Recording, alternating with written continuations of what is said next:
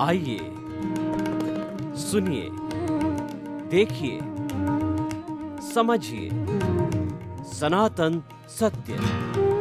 जैसी दृष्टि वैसी सृष्टि, दृष्टि विज्ञान। कुदरत, कुदरती रचना एवं कुदरत के कानून से शाश्वत सुख की प्राप्ति। जोधपुर के परम पूज्य महात्मा उपासक प्रोफेसर डॉक्टर सोहन राज तातेड़ के निर्देशन में सनातन सत्य। जैसी दृष्टि वैसी सृष्टि, दृष्टि विज्ञान।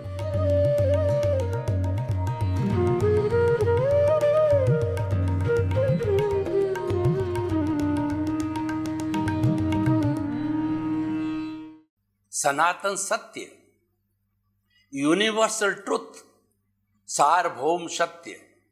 इस कॉस्मोस की अल्टीमेट रियलिटी क्या है वो हम आपको बताना चाहते हैं। क्यों बताना चाहते हैं? कि हम आपको दृष्टि विज्ञान देना चाहते हैं। आपकी जो रॉन्ग बिलीफ है उसको समाप्त करके और राइट बिलीफ के अंदर बदलना चाहते हैं। आपकी जो नकारात्मक सोच जो है वो गलत दिशा में जा रही है, उसको सही दिशा में हम सकारात्मक सोच दे करके और आपको समृद्ध करना चाहते हैं, आपके जीवन को अच्छा बनाना चाहते हैं। सनातन सत्य का उद्देश्य यही है कि हमारा वर्तमान का जीवन और भविष्य का जीवन पारलौकिक जीवन होता है। वह सनातन सत्य, सनातन सुख, शाश्वत सुख, वो ब्लिस को प्राप्त करे। क्योंकि हमारे भीतर ब्लिस देने वाला तत्व, चेतन तत्व मौजूद है। उसका गुण ही ब्लिस है। उसके गुण को हम उद्घाटित करके और अनावृत करके और आपको उसके गुणमय बनाना चाहते हैं। हम इस कार्यक्रम के तहत जो अलग अलग विषयों का चयन करते हैं जिससे कि ये सनातन सत्य कार्यक्रम उजागर हो जावे। तो आज का हमारा विषय है स्व पर प्रकाशक। स्व का अर्थ होता है स्वयं, पर का अर्थ होता है पराया। स्वयं मतलब मेरा घर, पराया घर, किराए का घर, मेरा शरीर, पराया शरीर, मेरा धन, पराया धन, मेरा परिवार, पराया परिवार। स्व का अर्थ होता है खुद, पर का अर्थ होता है दूसरों का। स्व पर प्रकाशक दोनों को प्रकाशित करता है। जैसे कि दीपक है, उसको स्व पर प्रकाशक की उपमा दी है। ज्ञान को स्व पर प्रकाशक की उपमा दी है। दीपक जब जलता है तो वह प्रकाशित स्वयं तो होता ही है, साथ साथ में कितना ही घना अंधेरा हो, उस अंधेरे के अंदर उसको छटा करके, उस तिमिर को छटा करके और वह प्रकाश कर देता है, प्रकाशमय कर देता है। और इस ज्ञान की देवी को जो है सरस्वती देवी कहा गया है। इसीलिए जो कोई भी ज्ञान का अनुष्ठान करते हैं, पुराने समय से हमारी ये प्रथा चली आ रही है कि जो ज्ञान का प्रतिष्ठान करते हैं वो ज्ञान की देवी को अवश्य ही याद करते हैं। और ज्ञान की देवी को याद करने का अर्थ ये हुआ कि जो हमारा, उसको दीपक जला करके याद किया जाता है। दीपक ज्ञान का प्रतीक है, सरस्वती देवी ज्ञान की प्रतीक है, ज्ञान की प्रतिष्ठा की जाती है। तो ज्ञान स्व पर प्रकाशक होता है। अब देखिए, स्व पर प्रकाशक हमारे जो भीतर दृष्टा है, जो हमारे भीतर शुद्ध आत्मा स्वरूप आत्मा है, वह स्व पर प्रकाशक दोनों हैं। वो स्वयं प्रकाशित है और दूसरों को प्रकाशित करता। कैसे? कि वो स्वयं प्रकाशित इसीलिए है कि वह ज्ञाता दृष्टा है, वो जानने वाला, देखने वाला है। वो अशरीरी होते हुए भी उसकी इतनी ताकत है कि वह समस्त ब्रह्मांड को देखता है। इसीलिए कहा गया है इस ब्रह्मांड का सबसे शक्तिशाली तत्व है, चेतन तत्व है। और वो चेतन तत्व असंख्य अनंत जीवित प्राणियों के अंदर मौजूद है, सब में एक सा समान है, उसमें 0.00001% भी डिफरेंस नहीं है, सिमिलरिटी है। यानी वो चेतन तत्व राम का, कृष्ण का, महावीर का, घोड़े का, ऊंट का, चींटी का, आपका और मेरा एक समान मौलिक जो है चेतन तत्व में एक समान गुण है, सबके अंदर कोई फर्क नहीं है। तो देखिए कि जब फर्क नहीं है तो इतनी 84 लाख जीवा योनियों के समस्त प्राणी भिन्न भिन्न हैं।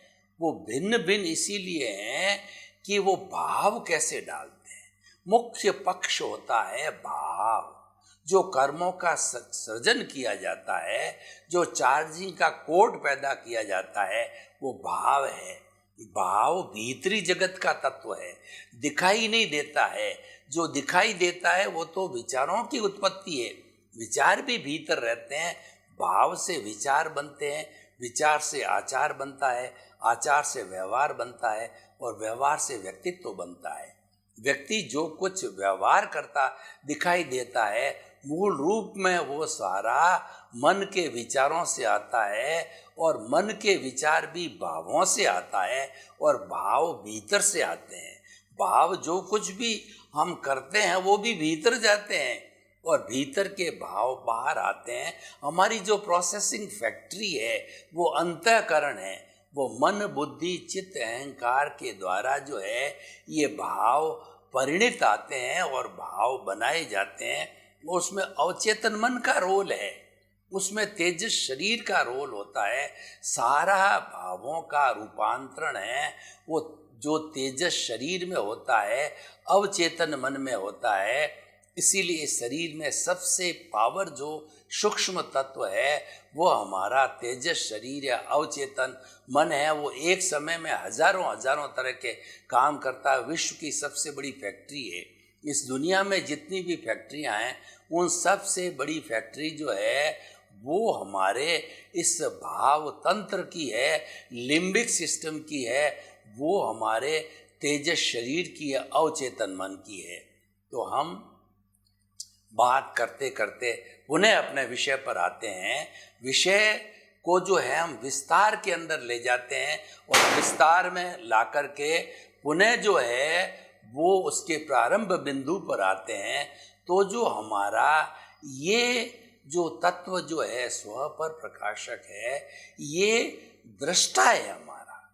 स्वयं प्रकाशित हमने बताया और पर प्रकाशित कैसे है कि ये दृश्य, दृष्टि और दृष्टा, तीन बातों को समझिए।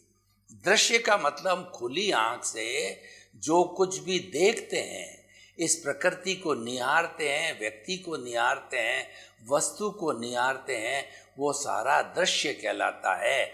वह जो कुछ भी हम निहारते हैं वो हमारे इस पटल पर जो है एक चित्र बन जाता है और उस चित्र के माध्यम से जो है हम उस दृश्य को देख लेते हैं। ये तो दृश्य हो गया।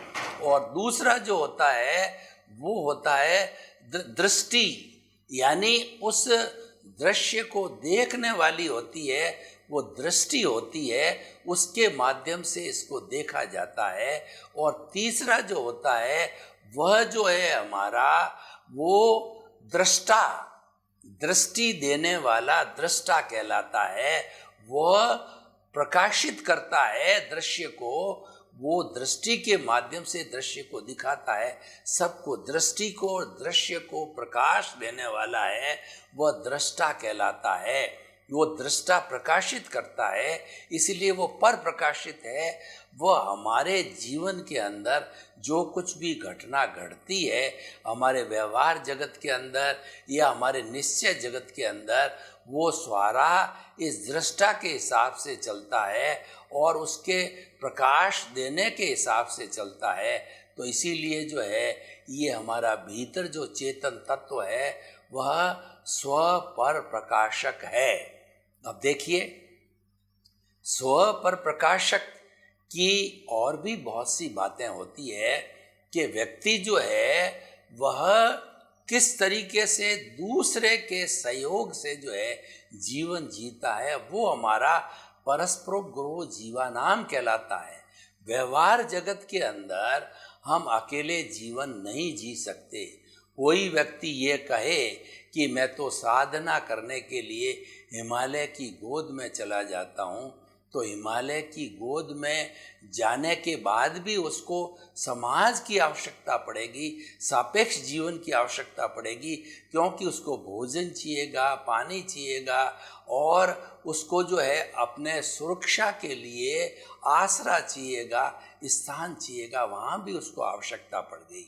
तो अब देखिए, जो सहयोग करता है वह एक तरीके से पर प्रकाशक हो जाता है व्यवहार जगत के अंदर, और जो स्वयं की मदद करता है, यानी वो जितना अच्छा सोचता है, जितना अच्छा जो है वो ग्रहण करता है, और वो नकारात्मक जो है भावों को हटा करके सकारात्मक बनता है, वह सारा जो होता है वह पर प्रकाशक के कारण होता है।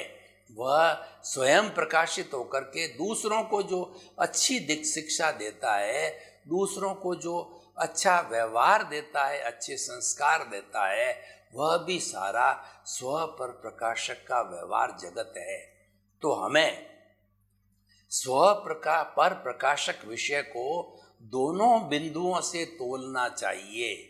जो अध्यात्म जगत है उसमें प्रकाशित करने वाला चेतन तत्व है, इसीलिए चेतन तत्व को कहा गया है कि अनंत चितों वाला होता है। इसका प्रकाश जो है मनुष्य के अंदर 60 खरब कोशिकाएं होती है, तो 60 खरब कोशिकाओं तक जो है ये मनुष्य का प्रकाश, इस प्रकाशक का प्रकाश पहुंचता है और प्रकाशित होता है। ऐसा कहा गया है कि हमारी हर आत्मा हर जो कोशिका है वो स्वयं अपने आप में एक पावर हाउस है। और देखिए कि हमारी जितनी बिजली आती है वो सब पावर हाउस से आती है।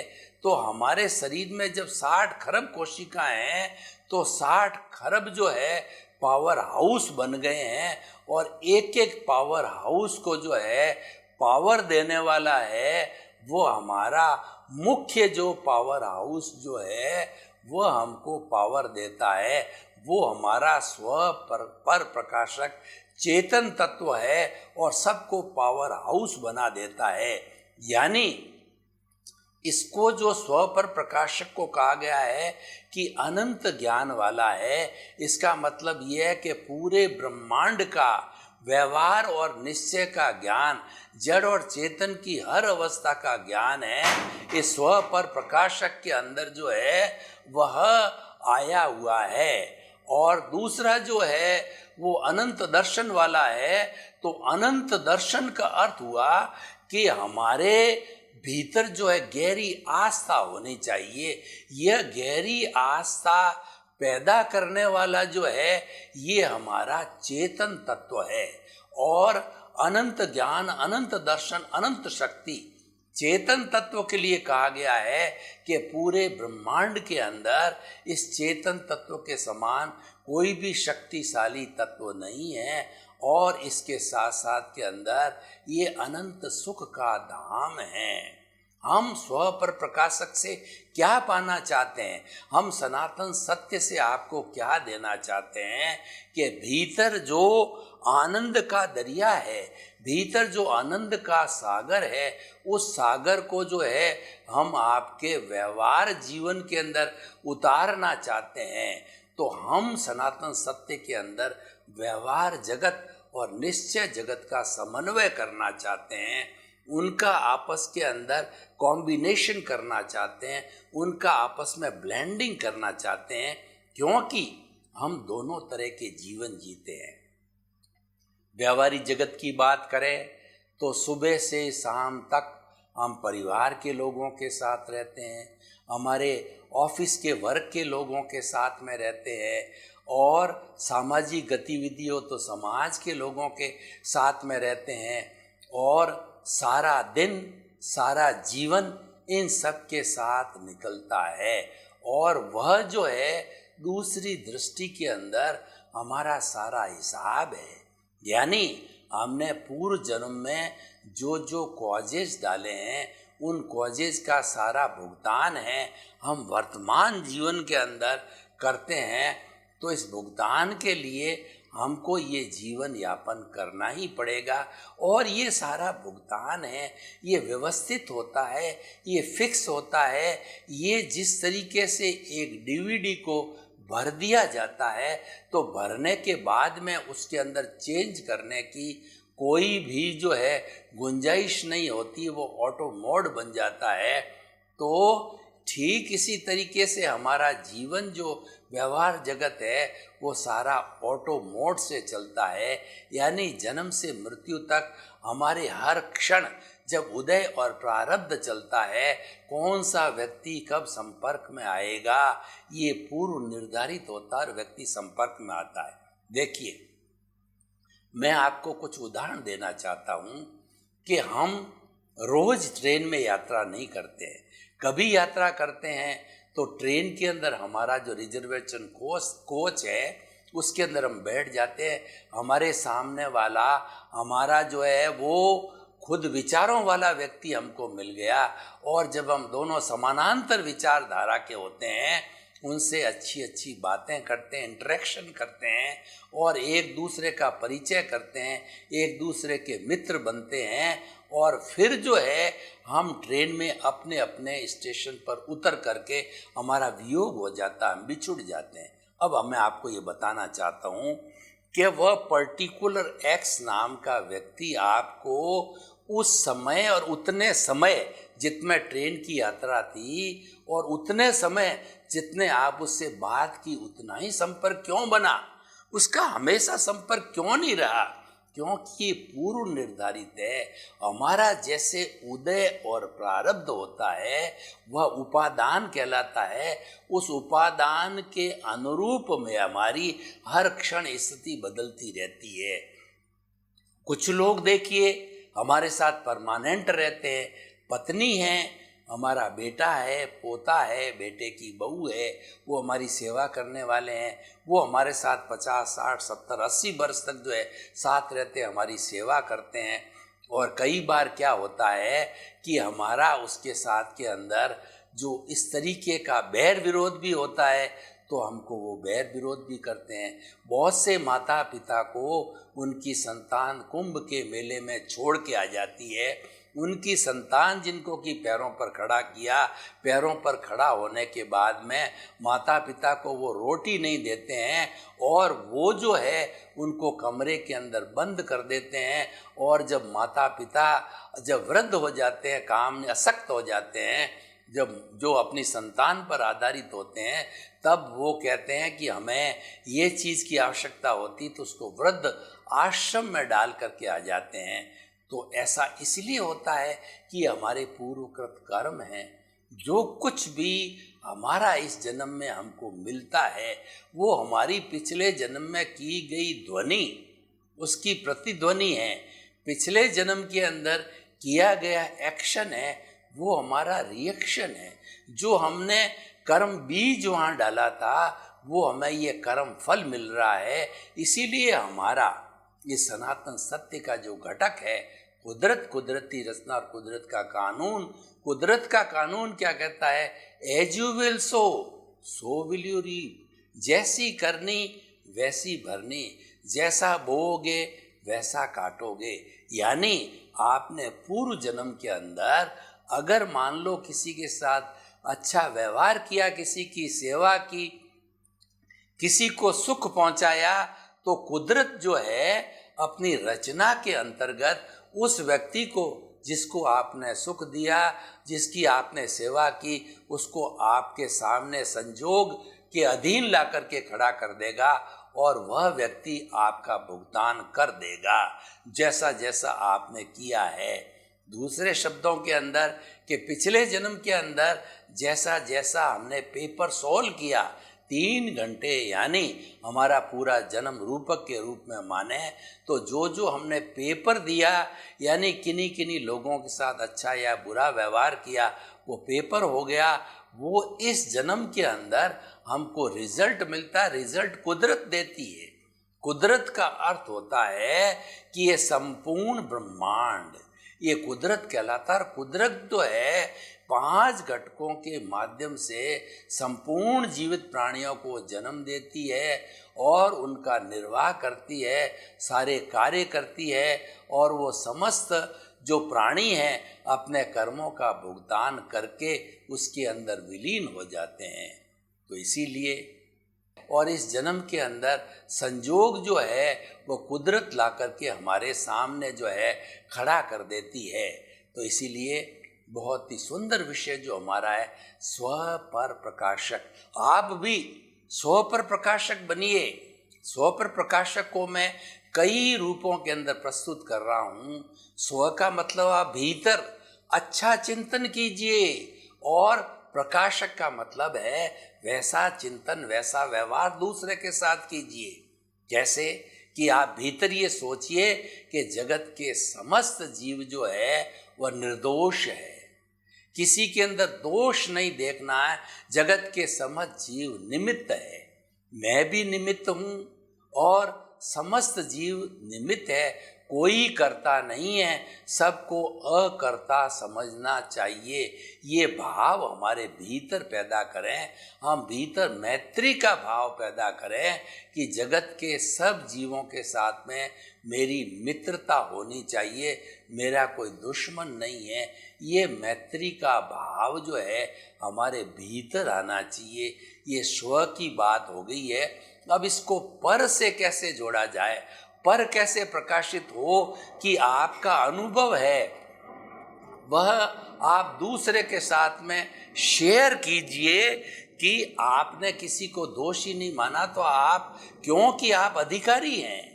आपका जो व्यक्ति अनुभव करता है, जो व्यक्ति चरित्र का पालन करता है, जो व्यक्ति कोई चीज़ को हृदयंगम और आत्मसात करता है वह दूसरे को कहने का अधिकारी हो जाता है। तो इसीलिए हमें दूसरे को जो है अच्छे गुण देने चाहिए। हमारे भीतर जो गुणों का हमने संग्रह किया है, भीतर जो हमने अनुभव किया है वो हमें शेयर करना चाहिए। ये स्व पर प्रकाशक की बात हो गई। दूसरा ये है कि हमें जो है वो किसी कोई प्रति बुरे भाव नहीं रखना चाहिए। हम मन के अंदर किसी भी स्वयं के प्रति भी बुरे भाव नहीं रखें। ऐसा नहीं कि हमारे कोई बहुत बड़ी समस्या आ गई, हमने कंपटीशन का एग्ज़ाम दिया और उस एग्ज़ाम के अंदर हम तो सोच रहे थे कि फर्स्ट पोजीशन लाएंगे, लेकिन जो है हमको उसके अंदर फेल हो गए तो हम नर्वस हो गए और नर्वस भी इतने हो गए, इतने डिप्रेशन के अंदर चले गए कि हमने सुसाइड करने का मन बना लिया। ऐसा कार्य जो है हमको स्वयं के प्रति भी बुरा नहीं सोचना चाहिए और किसी के प्रति बुरे भाव नहीं लाने चाहिए, क्योंकि हमको अधिकार नहीं है। इस संसार में जितने भी जीव जीते हैं वो अपने कर्मों के अधीन जीते हैं, उसमें हमारा कोई भी कंट्रीब्यूशन नहीं है। तो हम जो है उसके प्रति बुरे भाव रखने के अधिकारी कहाँ से हो गए? तो हमें बुरे भाव किसी के प्रति नहीं रखना का मतलब हम स्वप्रकाशित हो गए। और परप्रकाशित का अर्थ ये है, अगर व्यक्ति जो है वो किसी भी कहना चाहिए कठिन परिस्थिति के अंदर है, वह दुख में है, तो हमें ये चिंतन करना चाहिए कि इसका दुख जो है दूर करने में मैं कैसे सहयोगी बन सकता हूँ। तन के जरिए, मन के जरिए और धन के जरिए। दूसरे शब्दों में हम ये कहना चाहते हैं कि हमारी भारतीय संस्कृति में जो परोपकार की भावना है ये स्व पर प्रकाशित करने वाली भावना होती है। अगर हम अपने प्रति अच्छा चिंतन करते हैं, पॉजिटिव थिंकिंग रखते हैं, थिंक पॉजिटिव करते हैं, डू पॉजिटिव करते हैं, तो ये बी पॉजिटिव भाव जो है ये पर प्रकाशक होता है। ये दूसरों को भी अच्छा बना देता है। कहा गया है कि man is known by the company keeps. व्यक्ति संगत से पहचाना जाता है कि हमारी उठक बैठक किसके साथ में है। आप बहुत बड़े गुणी व्यक्ति हो, बहुत बड़े ज्ञानी हो, लेकिन जो है आप एक शराबी के पास में ज़्यादा समय बैठते हो तो लोग आपको गलत निगाह से देखेंगे, बुरी भावना से देखेंगे, क्योंकि आपकी संगत है वो शराबी की संगत होती है। तो इसीलिए हमें जो है वो ऐसे गलत लोगों की संगत नहीं करनी चाहिए। जबकि आप में कुछ कमी है, थोड़ा बहुत जो है आप में अज्ञान है, लेकिन आप ज्ञानी के पास में बैठते हो, ज्ञानी से आप विचार विमर्श करते हो, ज्ञानी से ज्ञान लेते हो, तो लोग आपको यही समझेंगे कि यह भी ज्ञानी होगा। तो ये कब होता है कि हम स्वयं प्रकाशित, भीतर हमारे अच्छे विचार होते हैं और हमारे में ललक होनी चाहिए, गुण लेने की ललक होनी चाहिए। जब व्यक्ति स्व पर प्रकाशक होता है, गुण को ग्रहण करना और गुण को लेना दोनों मिलने से व्यक्ति स्व पर प्रकाशक होता है। स्व और पर जो है दोनों मिलकर के होलिस्टिक होते हैं। और ख़ास तौर से जो व्यवहार जगत होता है उसके अंदर अकेला कोई काम नहीं होता है। व्यवहार जगत में कहा जाता है अकेला चना भाड़ नहीं फोड़ सकता है। क्या आप एक हाथ से ताली बजा सकते हो? कभी ताली नहीं बजती है। इसीलिए जो ये संसार जितना बना है ये द्वेष से बना है, दो या दो से अधिक असंख्य अनंत चीज़ों से, असंख्य अनंत विचारों से बनाया है और इसका संचालन माया करती है। ऐसा क्या मतलब? माया का मतलब विविधता। जब बहुत से लोग इकट्ठे होते हैं तो मुंडे मुंडे मतिर भिन्ना, उसके अंदर विविधता ऑटोमेटिकली आ सकती है और मतभेद भी पैदा हो सकता है। लेकिन जो स्व पर प्रकाशक का सिद्धांत जानते हैं, मनोभेद कभी भी नहीं होना चाहिए। मतभेद हो सकता है क्योंकि अपनी अपनी सोच अलग होती है। ये ज़रूरी नहीं है कि अलग व्यक्ति, जिस व्यक्ति का जो सिद्धांत है, जिस व्यक्ति का जो धर्म है, आइडियोलॉजी, मैं उसका पालन करूं, ये जरूरी नहीं इसको मतभेद कहते हैं। लेकिन मनोभेद का अर्थ हुआ कि आपने उसकी निंदा चालू कर दी, आपने जो है उस व्यक्ति को बुरा भला कहना प्रारंभ कर दिया, उसके प्रति राग द्वेष पैदा कर दिया। ये बुरी बात है। तो हमें जो है हमेशा अच्छाई की तरफ रहना चाहिए, बुराई से हमको मुंह मोड़ लेना चाहिए। जो व्यक्ति बुराई से परहेज करता है और अच्छाई को ग्रहण करता है, वह व्यक्ति स्व पर प्रकाशक के सिद्धांत का पालन करता है। तो वो हमें पालन किया जाना चाहिए। तो इसीलिए हम आपको बताते हैं कि ये स्व पर प्रकाशक का जो सिद्धांत है, ये सिद्धांत कितना कारगर है। चाहे हमारा यह जो व्यवहार का जगत हो और निश्चय का जगत हो, दोनों को प्रकाशित करने वाला होता है, स्वयं का और औरों को प्रकाशित करने वाला होता है। ऐसा दृष्टा हमारे भीतर है और दृष्टा हमको ऐसी बनने की प्रेरणा देता है। सुधरे व्यक्ति समाज व्यक्ति से राष्ट्र स्वयं सुधरेगा। यानी हमें अच्छे लोगों का निर्माण करने में सहयोगी होना चाहिए। खुद अच्छे बनो और जगत को अच्छा बनाने का, अच्छा निर्माण करने का प्रयास करो। आप सब जीवों को सुख मिले, शांति मिले, आनंद मिले, प्रेम मिले, प्रमोद भावना मिले। आपके प्रति शुभकामना, मंगल भावना।